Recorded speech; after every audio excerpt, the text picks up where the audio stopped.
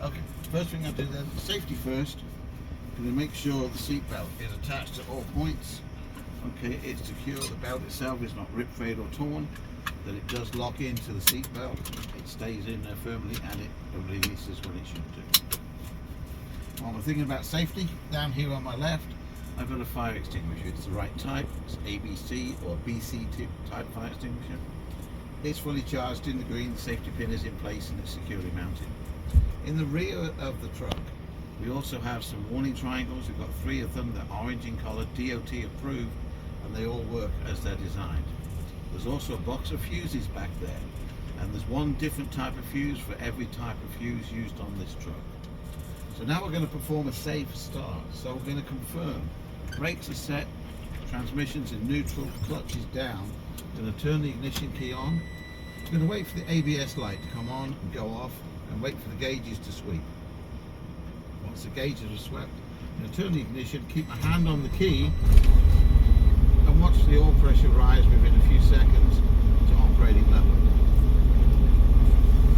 We can release the clutch, and while the air pressure is now building up, we'll go ahead and do the glass checks and mirror checks. So I'm going to check the windows on both sides. They're not cracked, damaged or broken, they are clean. There's no illegal stickers obscuring my view. The mirrors themselves are securely mounted to the truck. All the glass is clean, not cracked, it's not damaged or broken, and those mirrors are adjusted to my preference. On the windshield, I'm going to make sure the windshield, the seal around the windshield is good. No signs of any leakage from the windshield. It's not cracked, damaged or broken. The glass is clean. Okay. There's no obstructions there. There's no illegal stickers on the windshield that's going to obscure my view, and there's nothing on the dash that's going to obscure my view. And next, I'm going to check my windshield wipers. The blades are pressed firmly against the windshield. I can see that the rubbers are in good condition. They're not ripped, frayed or torn, and they're not perished. So I'm going to confirm that they work. As I sweep their windshield washer fluid sprays evenly across the windshield, and the wiper blade works as designed.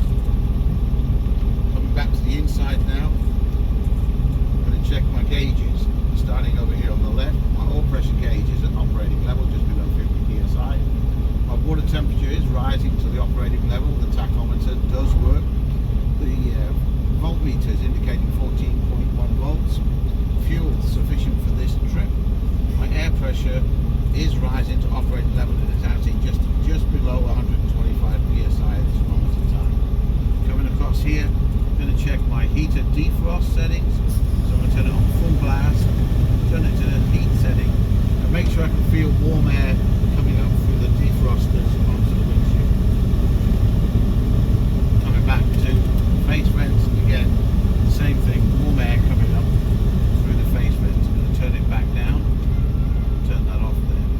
Coming back over to the steering column, I'm going to check first of all my internal lights. So a right turn signal indication, a left turn signal indication, a high beam indication, and a four-way flasher indication. Coming up to the steering wheel, I'm going to confirm no more than 2 inches of free play in a 20-inch wheel. Also going to confirm the horn works and there's no more than 2 inches of free play on the clutch. I do have over 125 psi on the air gauges now, so I'll be able to start my brake test. So first thing I'm going to do is place the truck into a low gear. Confirm it's in a low gear. I'm going to turn the ignition off to stop the engine, release the clutch and turn the ignition back on again so the gauges work, and confirm again the ABS light does come on and goes off. Then I'm going to release my parking brakes, so release the trailer brakes and the truck brakes. Allow the air pressure to stabilize for a moment. Once the air pressure is stabilized, I'm going to apply the foot brake.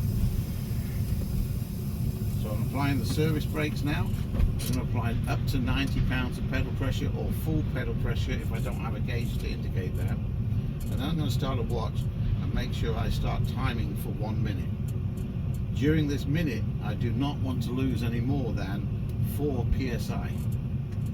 So at this point, you just sit here and you time your minutes, just for the sake of slowing it down, speeding it up for this test.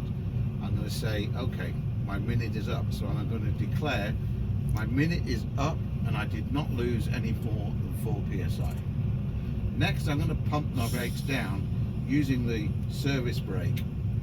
What I expect to see is I expect to see a red warning light on the dash before the air pressure reaches 55 psi. So I'm going to do that now. I'm pumping it down.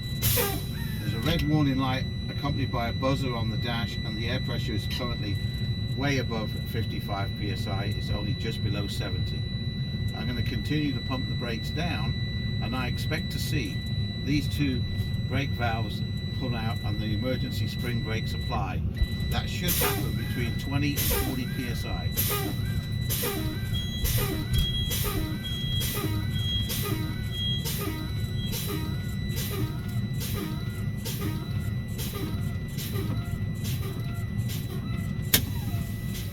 Okay, the emergency spring brakes did deploy. It was between 20 and 40 psi. So now I'm going to continue with another safe start, so confirming the brakes are set. Transmission is in neutral, the clutch is going to be depressed. I'm going to turn the key. Engine starts, oil pressure rises immediately. And now I'm going to build the air pressure up a little bit faster. So I'm going to apply a little bit of throttle and get up to about 1200 RPM just to increase the speed at which the air pressure rebuilds. What I expect to see is the red warning light on the dash extinguish, and that's going to happen above 55 psi.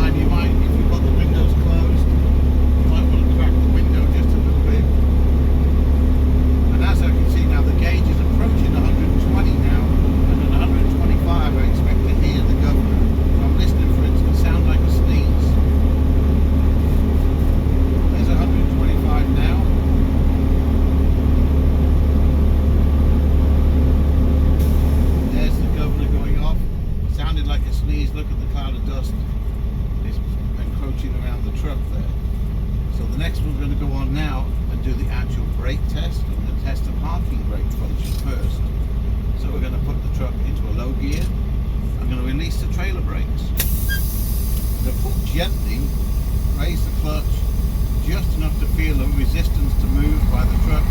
That confirms the parking brake on the truck is holding and working correctly. Now I'm going to reverse that, so I'm going to push the yellow one in, pull the red one out. So now I'm testing the parking brakes on the trailer. Pull it back, I can feel there's a resistance for the truck to move, so therefore the parking brake is working correctly. Now I'm going to release both brakes, leaving it in a low gear. I'm going to move forward with my hands above the wheel, so I'm not holding the wheel, and I'm going to apply the service brakes. So hands above the wheel, clutch down, apply the service brakes. We come to a stop. The steering didn't wander to the left or the right, so that indicates